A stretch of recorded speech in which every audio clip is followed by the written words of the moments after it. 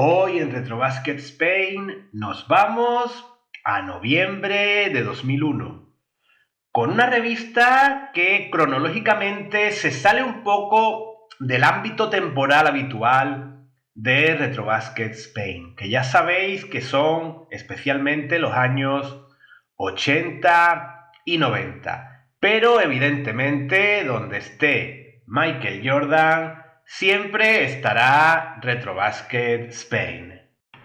Pero como siempre, antes de explorar este ejemplar de la revista XXL Basket, vamos a ver qué pasaba en España y en el mundo en ese mes de noviembre del año 2001.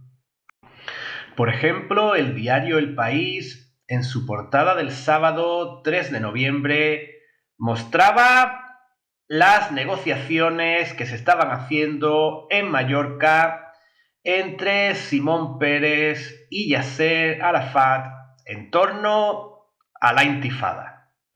También teníamos el dato de que Estados Unidos tenía su mayor registro de paro en 21 años. Tenemos el anuncio de Canal Plus de un inminente Madrid-Barcelona el 4 de noviembre a las 8 de la tarde. Vemos cómo Jesús Gil ya había perdido varias de sus alcaldías y de sus concejales, y vemos cómo el gobierno estaba aplicando una resolución de la ONU para bloquear ayudas a presos etarras. Al día siguiente, el diario Marca traía a portada la victoria del Real Madrid por 2-0 frente al Fútbol Club Barcelona, con un gol de Figo en los minutos de descuento de la segunda parte. Las salas de cine estuvieron repletas de actividad en ese mes de noviembre de 2001. Por un lado, asistimos al estreno de Harry Potter y la Piedra Filosofal, la primera película de la saga de películas de Harry Potter. Para los aficionados al cine de acción, había dos posibilidades. Por un lado, tenían Get Carter, protagonizada por Sylvester Stallone y con la participación estelar de Michael Caine. Y por otro lado, tenían la opción de ver Ticker, película de Steven Seagal en la que también aparecían Tom Sizemore y Dennis Hopper. Como siempre, con las películas de Steven Seagal hay que mirar el índice de masa corporal de Steven. En este caso vemos que todavía andaba más o menos bien de peso, por tanto la película no estaba del todo mal. En el panorama musical, Michael Jackson fue número 1 en el Billboard en noviembre del año 2001 con su disco Invincible. Aprovecharemos el tema del mismo nombre para ponerle música a nuestro fotoresumen de esta revista. En el mundo de los videojuegos, Electronic Arts lanzó en noviembre de 2001 FIFA 2002, que, como el 90% de los títulos de la serie, resultó ser una auténtica basura infecta totalmente injugable. Y para finalizar con nuestras noticias de noviembre de 2001, a finales de este mes recibimos la triste noticia del fallecimiento de George Harrison, componente de los Beatles que posteriormente prosiguió su carrera como cantante en solitario. Centrémonos ya en la revista que nos ocupa en el día de hoy, XXL Basket. Como veis, seguimos sin repetir cabecera y así lo seguiremos haciendo mientras nos sea posible. En el caso de XXL Basket, es una revista que ya había supuesto un cambio de nombre dentro de esta revista, puesto que al principio se llamaba Inside the NBA. De hecho, esa cabecera de Inside the NBA será una de las próximas que veamos en nuestro canal. Deciros que esta revista XXL Basketball competía directamente con la revista oficial de la NBA. De hecho, lo que hacían era tener un lanzamiento mensual, pero en lugar de aparecer a principios de mes, aparecía normalmente en una fecha no muy definida de mediados de mes. En este caso tenemos aquí un número del año 2001 que, como os hemos dicho antes, se sale un poco de lo que es el marco temporal del canal, pero que creo que os va a resultar muy interesante. Esta XXL Basket, como puntos positivos, tiene que era una revista con un gran número de páginas. A nivel estético, me gustaba más la revista NBA. Me parecía más sobria, mejor organizada, pero esto es una cuestión totalmente subjetiva. Para un público joven, probablemente XXL Basket fuese más atractiva, ya que tenía un estilo más juvenil, valga la redundancia, más lleno de fotos. Los artículos no eran especialmente buenos, se trata de una revista británica, de manera que todo lo que tenemos son traducciones, pero a nivel de contenido, lo bueno que tenían, dentro de no ser de gran calidad, es que no era nada corporativa, era una revista independiente y criticaba todo lo que considerase oportuno en torno al baloncesto de la NBA. Dicho esto, vamos a empezar a pasar páginas. Como veis, tenemos en portada el retorno de Michael Jordan a las canchas, y esta revista es una especie de guía de la temporada de la NBA. Vamos a ver las plantillas que tenían todos los equipos en ese inicio de la temporada 2001-2002.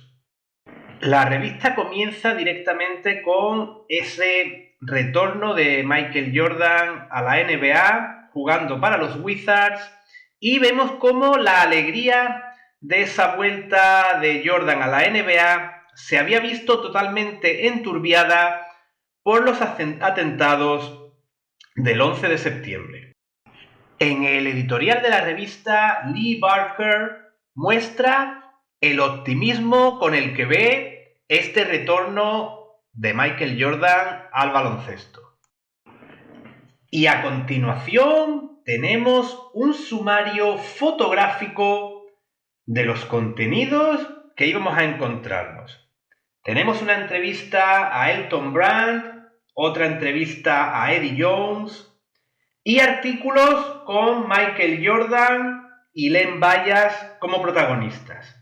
También nos hablan de la previsión de lo que iba a ser la temporada en la NCAA y, como os he dicho antes, el contenido principal de la revista está relacionado con las plantillas de todas las franquicias.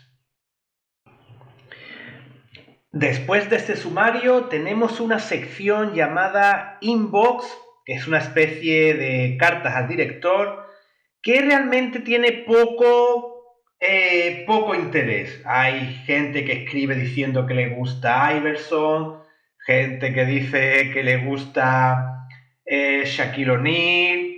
Después, en la siguiente página, tenemos a alguien que se había hecho una web de fans de Kobe Bryant. Nada realmente interesante, pero ahí lo tenéis disponible en caso de que queráis leerlo, por supuesto. En la sección de cotilleos llamada Zona de Tiro, vemos que Kobe Bryant se había comprado una casa, que Shaquille O'Neal ya hacía sus pinitos como DJ, Karl Malone tenía un equipo de Monster Trucks, Gary Halliwell estaba protagonizando un nuevo triángulo amoroso en los Mavericks, en este caso con Dirk Nowitzki y Steve Nash, rememorando ese triángulo amoroso de Jimmy Jackson, Jason Kidd y Tony Braxton. Y Dennis Rodman tenía otra vez un encontronazo con la justicia. Pasando a cosas más serias, tenemos este artículo titulado El tercer regreso, aunque creo que habría sido más apropiado titularlo El segundo regreso, en el cual vemos cómo estaban las cosas 1205 días después de que Michael Jordan efectuase su último tiro, el last shot, en la NBA. Vemos los diferentes puntos de vista que había sobre su retorno, las expectativas que había, las dudas que había. En general, era un retorno bien recibido y con gran optimismo e ilusión. Y si veis en las fotos, Jordan calentaba, entrenaba junto al mítico Mitch Richmond. Evidentemente, Jordan y Richmond no eran compatibles en un mismo equipo, de manera que no llegaron a jugar juntos y Mitch Richmond jugó su última temporada en la NBA en Los Ángeles Lakers. La revista prosigue con una cronología de Michael Jordan en la que nos cuentan prácticamente toda su vida desde su nacimiento a su ingreso en la NCAA, pasando por sus mayores registros y partidos más importantes en la NBA, todos sus títulos, sus mayores logros, su paso al mundo del béisbol, su retorno a la NBA, esa primera temporada que no fue como se esperaba, los 3 anillos posteriores, cómo se convirtió en el tercer jugador en la historia en alcanzar los 29.000 puntos, su final de carrera, su retirada, el anuncio de su retorno y tenemos ya el momento en el que estamos, en el que ya era inminente el inicio de la nueva temporada con Michael Jordan en los Wizards. A continuación, y siguiendo con ese recuerdo de los mayores registros, tenemos recopilados los mejores momentos en la carrera de Michael Jordan, sus títulos, sus récords y otras menciones. La información dedicada a Michael Jordan termina con las frases dichas por Jordan en sus anteriores reapariciones y retiradas. Y con la opinión de Magic, que por un lado era optimista respecto al retorno de Jordan, estaba ilusionado por ello y quería ver cómo se enfrentaba a esa nueva generación de jugadores como Bryant, Carter, Iverson o McGrady, aunque también comentan que veía que esa vuelta podía suponer una pérdida del halo mítico de Michael Jordan, aunque decía que si Jordan quería volver, lo único que se podía hacer era animarle. Magic se sentía en este aspecto muy identificado con Jordan, ya que él también tuvo sus retiradas y sus retornos, como muy bien sabéis. Proseguimos con una entrevista a Eddie Jones en la que habla de cómo le iban las cosas en Miami y hace un repaso en general de toda su carrera, de sus inicios, de cómo decidió ser un jugador de baloncesto, de la importancia de esos primeros entrenadores para guiarle en el buen camino, en el aspecto tanto personal como deportivo, de su paso por los Lakers, de su decisión de fichar por Miami. También habla de las dificultades que habían tenido en esa temporada anterior por todos los problemas por los que había pasado Alonzo Mourning. Habla de su futuro, de su deseo de seguir triunfando en los Miami Heat y de sus ideas de cara al apartado profesional tras su retirada. Hablaba de que quería trabajar en algún negocio de tipo inmobiliario y, por cierto, menciona al final de la entrevista que le gustaba la forma de ver las cosas de Kwame Brown. Ahí lo dejo. Y con esta foto de Kobe Bryant intentando anotar frente a Dikembe Mutombo, iniciamos el repaso a todas las franquicias de la NBA para esa temporada 2001-2002. Comenzamos con la División Pacífico y unos Lakers que eran favoritos al título, aunque para muchos las posibles rencillas entre Bryant y O'Neal antes o después tenían que aparecer porque ambos querrían ser el protagonista único de un equipo ganador. Nuestro repaso de la División Pacífico continúa con esos Sacramento Kings que eran tan del gusto de los aficionados, con Chris Webber, Divac, Stojakovic, etc. Y unos Trail Blazers que ya estaban en la cuesta abajo del proyecto que tenían en aquel entonces, con muchos jugadores ya prácticamente al filo de la retirada. Tenemos a unos Phoenix Suns que eran un extraño batiburrillo de jugadores de diferentes edades, estilos y procedencias. Tenemos a Vini del Negro, a Tom Gugliotta, a Anthony Hardaway, a Dan Majerle, que permanecía de la vieja guardia, Stephen Marbury, Rodney Rogers, un equipo realmente, ya os digo, una serie de, como una mezcla de retales de diferentes telas. En cuanto a los Clippers, pues como siempre, eran pues los Clippers, no hay mucho que destacar más allá de Lamar Odom y de Elton Brand, que llegaba al equipo con gran ilusión. Poco que decir de los Supersonics, con un Gary Payton que se había quedado solo y evidentemente viendo que Vin Baker no era Shawn Kemp ni se le parecía. En los Warriors solo quedaba Chris Mullin de la vieja guardia y la estrella del equipo se podía decir que era Antoine Jamison, y habían adquirido a dos rookies que tendrían una carrera destacada como Gilbert Arenas y Jason Richardson. Proseguimos con la división del Medio Oeste y con los Dallas Mavericks, que en aquel momento eran uno de los equipos más pujantes de la NBA.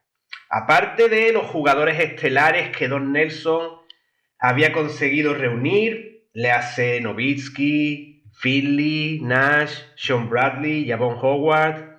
Tenemos también a un montón de veteranos que habrían sido reclutados por Don Nelson. Fijaos que anda por ahí Tim Hardaway, Vernon Maxwell, Danny Manning, incluso, aunque creo que no llegó a jugar con los Mavericks, no estoy seguro, pero creo que no, tenemos por ahí a Maxi Bogues, que también estaba dando sus últimos pasos en el baloncesto profesional. Proseguimos con unos San Antonio Spurs que en esta temporada reflejan claramente justo el momento en el que se estaba produciendo la transición del equipo liderado por David Robinson al equipo liderado por Tim Duncan. Prueba de ello es que aún tenemos a jugadores como Sean Elliott o Terry Porter, el veteranísimo Terry Porter, que se había incorporado a los San Antonio Spurs.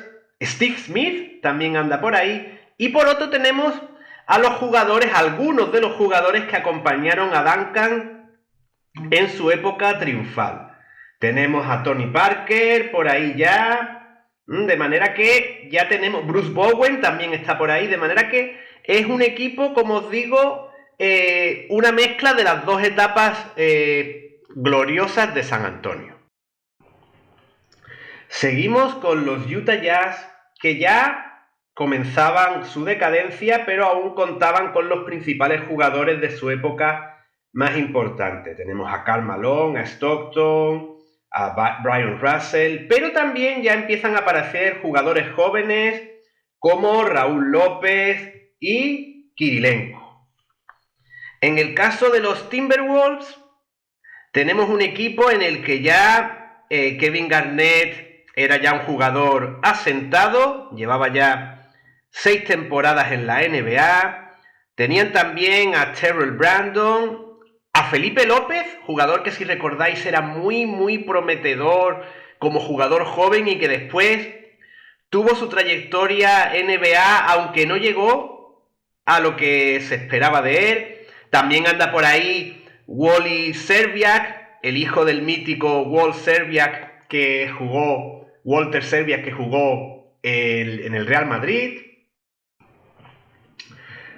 Proseguimos con unos Denver Nuggets que ya no contaban con Dikembe Mutombo y cuyo jugador estelar en este momento era Antonio McDyess.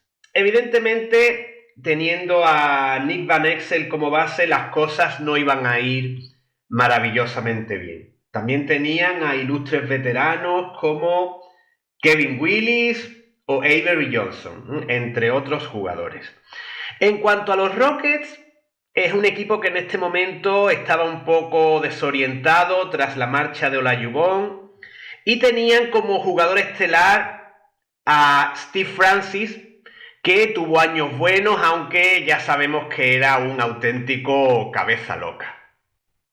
Para terminar con la Midwest Division, tenemos a los Memphis Grizzlies, que, como veis, este año recibían al rookie Pau Gasol, que hizo historia tanto en los Grizzlies como en la NBA. También tenéis por ahí a otros jugadores grandes veteranos como Grant Long. Tenemos también al fallecido Lawrence Wright, a Tony Massenburg, que esa experiencia que traía de haber jugado en el Barcelona fue de gran ayuda para Gasol. Estaba por ahí también Nick Anderson, Mahmoud Abdul-Rauf, una mezcla de jugadores jóvenes y veteranos. También estaba Jason Williams, como veis en la foto, jugador que a mí realmente nunca me llamó especialmente la atención. Sé que a la gente le gustaba mucho, pero a mí personalmente me parecía mucho adorno y poca efectividad. Pero es una opinión totalmente personal y respeto totalmente a quien fuese fan de Williams, igual que espero que mi opinión sea respetada. Pasamos a la conferencia este y lo hacemos con los Orlando Magic, que tenían un proyecto, la verdad es que muy bien intencionado. Dirigidos por Doc Rivers, tenían con Grant Hill, que el año anterior había tenido problemas físicos. Tenían también a Tracy McGrady, a Darrell Armstrong, viejo conocido de la afición española, a varios jugadores veteranos que estaban ya en sus últimos años, como Pat Ewing y Horace Grant, de manera Bo Outlaw, ya sabéis, ese gran obrero del baloncesto que estuvo en el Estudiantes y aquí no llamó tampoco mucho la atención, pero después se hizo con un sitio muy estable en la NBA. Ya os digo que era un proyecto que tenía bastante buena pinta así mirando los nombres de los jugadores. Proseguimos con los 76ers, que tenían dos jugadores estelares por encima de todos los demás, como Allen Iverson, que acababa de ser MVP la anterior temporada, y por supuesto también a Dikembe Mutombo. En cuanto a Miami Heat, aparte de Alonzo Mourning, Eddie Jones y Brian Grant, el resto del equipo parecía una recogida de jugadores de todo lo que había quedado libre por ahí. Si os fijáis, tenían a Cedric Ceballos, a Alfonso Ellis, a Kendall Gill, AC Green, Anthony Mason, es decir, un montón de jugadores que ya estaban claramente en una cuesta abajo y que todos fueron reunidos por los Miami Heat. Proseguimos con los Washington Wizards, que como ya sabemos contaban como jugador estelar con Michael Jordan y que, como veis, no estaba realmente bien acompañado. Después hubo alguna que otra incorporación más, pero cuando se critica ese retorno de Jordan, no se tiene en cuenta que estaba muy mal acompañado. Vemos por ahí, por ejemplo, a Christian Leitner, a Kwame Brown, ese gran fracaso antes de empezar a jugar casi. Era un equipo que realmente no tenía muy buenos mimbres. Y tres cuartos de lo mismo se podría decir de unos Boston Celtics que ya contaban con Paul Pierce, uno de sus jugadores estelares en años posteriores, pero un equipo en el que ya nadie creía que Antoine Walker llegase a ser una estrella. Ya había mostrado que no iba por ese camino. También vemos que tenían a Kenny Anderson, otro desperdicio de jugador que andaba por ahí en su 10ª temporada y poco más destacable respecto a estos Boston Celtics. Nuestro repaso de la división del Atlántico termina con unos New York Knicks con pocas aspiraciones, en un equipo en el que teníamos a Marcus Camby, a Alan Houston, también teníamos el retorno de Mark Jackson, el último año en la NBA de Larry Johnson, también andaba por ahí Luke Longley, Latrell Sprewell seguía también en el equipo, Clarence Witherspoon también andaba por ahí, pero unos Knicks que no estaban ni mucho menos en uno de sus mejores años. Y tres cuartos de lo mismo podemos decir de unos Nets en torno a los cuales había grandes aspiraciones unos cuantos años antes, pero fue un equipo que se desmoronó y aquí tenemos que tenían por ejemplo a Jason Kidd, a Keith Van Horn, a Kerry Kittles, pero equipo que fue realmente intrascendente.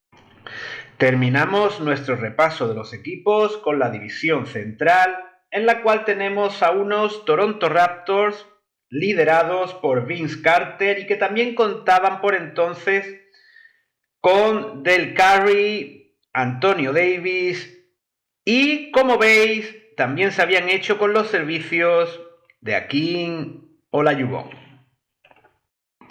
Proseguimos con los Milwaukee Bucks, como ya sabéis, liderados en aquel entonces por la pareja Glenn Robinson-Ray Allen.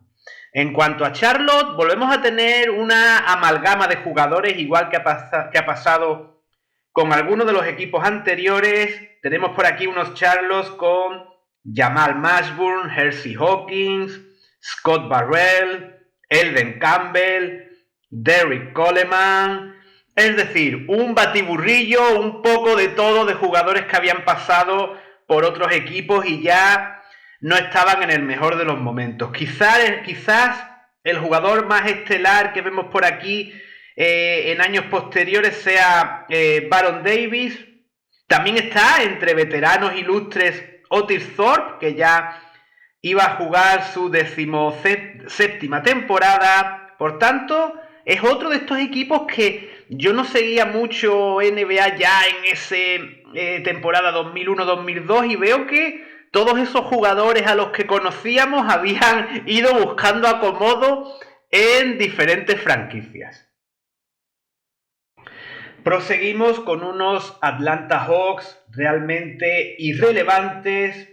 Baste con decir que el jugador más destacado que podemos mencionar es Shareed Abdur-Rahim, que tenían por ahí también en el equipo a Tony Kukoc, y los Pacers tampoco atravesaban su mejor momento.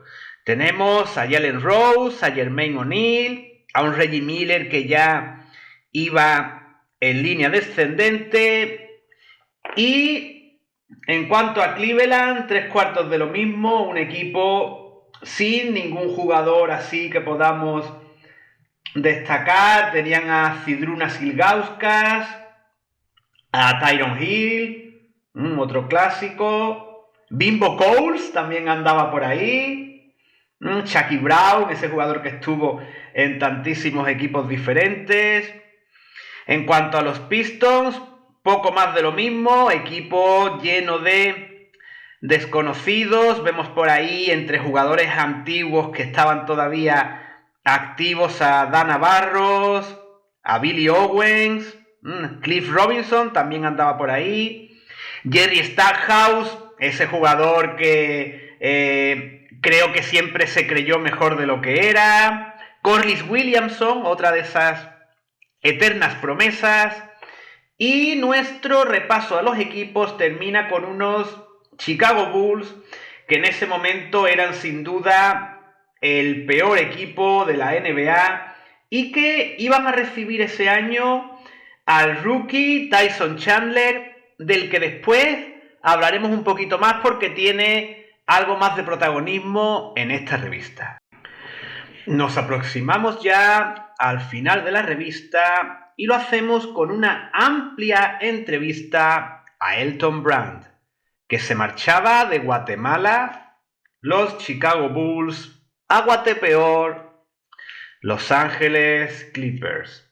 A todos los que os gustase Elton Brand, seguro que os resulta interesante esta amplísima entrevista en la que habla de sus inicios, de su familia, de su carrera y de cómo veía su futuro con Los Ángeles Clippers. El siguiente artículo es una previa del campeonato de la NCAA y vais a ver que no se avecinaba una gran camada de jugadores.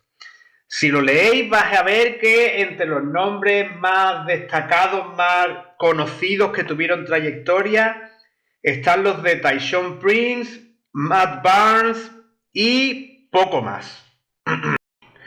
A continuación tenemos un emotivo artículo recordando a Len Bias, hablando de lo que podría haber llegado a ser y de cómo su figura seguía siendo un ejemplo para las nuevas generaciones de cara a evitar el consumo de drogas.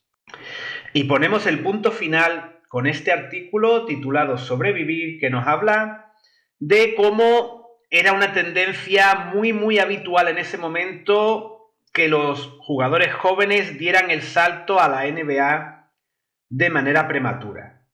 Nos hablan de la gran cantidad de jugadores de primer, segundo año universitario que daban el salto a la NBA y como protagonista, jugador que aparece en la foto, nos mencionaban a Tyson Chandler, que directamente dio el salto desde el instituto a la NBA. Un Tyson Chandler que está jovencísimo y casi irreconocible en esta foto. Y con esto terminamos nuestra revista de hoy. Esperamos que os haya gustado y muy pronto tendremos otra nueva revista aquí en Retrobasket Spain.